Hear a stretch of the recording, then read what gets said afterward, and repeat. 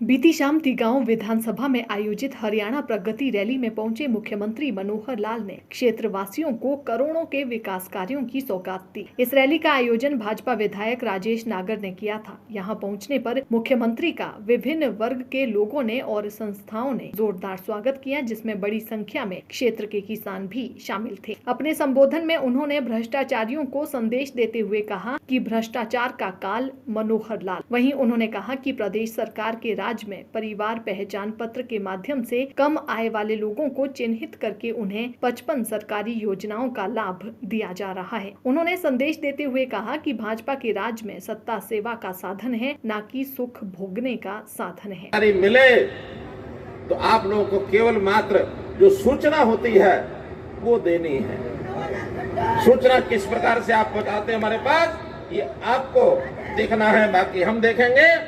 हम सत्ता में आए हैं कांग्रेस की तरह नहीं, सत्ता को भोगना, सत्ता को सुख का कारण बनाना ऐसा नहीं। मोदी जी ने कहा मोदी प्रधानमंत्री नहीं है, मोदी प्रधान सेवक है।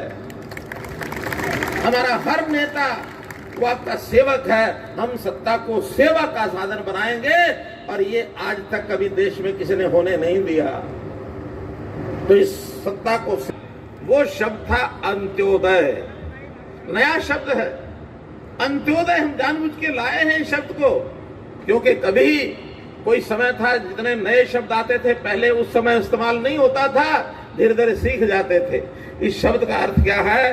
अंत्योदय, अंतिम का उदय। आखिरी जो आदमी है लाइन में, जो सबसे कमजोर है आमदन में, रोजगार में, उसके सिर पर छत नहीं है, घर में गरीबी है, सबसे पहले उसकी चिंता करेंगे और उसको ऊपर उठा करके उसका साधन कैसे उसके बढ़ जाए और कैसे अपने परिवार का गुजारा कर ले। राजनीतिक ये कहते हैं कि हम जो है नीचे तक की चिंता करेंगे, आखिरी व्यक्ति तक पहुंचेंगे। ये एक लाइन होती है, हमने मित्रों वो लाइन बदल दी है। हमने कहा कि आखिर तक पहुंचेंगे नहीं, हम आखिर से शुरू करेंगे और शुरू करते करते ऊपर आ जाएंगे। आज हमने हर परिवार का डाटा, व्यवस्थाएं बदली हैं। कह रहे थे कुछ अधिकारी जो हैं हमारी बात नहीं सुनते, कहीं कहीं भ्रष्टाचार की बात भी ये मेरे कान में आकर के डाल रहे थे। मैंने कहा मुझे लिख के दे दो, और अभी इन्होंने मुझे 4 अधिकारी लिख के दिए हैं, 4 के नाम। 15 दिन में उन अधिकारियों में से एक भी फरीदाबाद में रुकेगा नहीं। शिकायत सिद्ध पाई गई तो उनको अंदर ठोक देंगे, सलाखों के पीछे ठोकेंगे उनको, क्योंकि हमने पिछले दिनों में ठोके हैं। पिछले दिनों में हमने भ्रष्टाचार करते हुए बड़े बड़े अधिकारी ठोके हैं, उनकी नौकरियां चली गई हैं।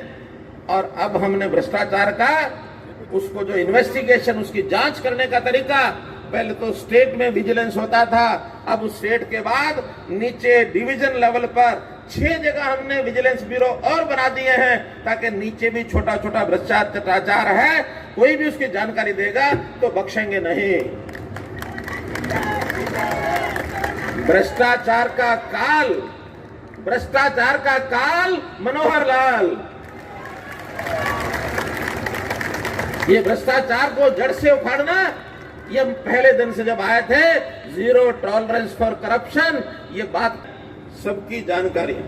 और परिवार की कुल आय कितनी है, जो परिवार के ऐसे आय हमको जिनकी जांच हो गई है 1 लाख रुपया साल से कम है, हमने उनको बुला करके मेले लगाए हैं। मेले लगा करके सरकारी योजनाएं, लगभग 55 योजनाएं ऐसी हैं जो लोग काम करें तो अपने रोजगार को आगे बढ़ा सकते हैं।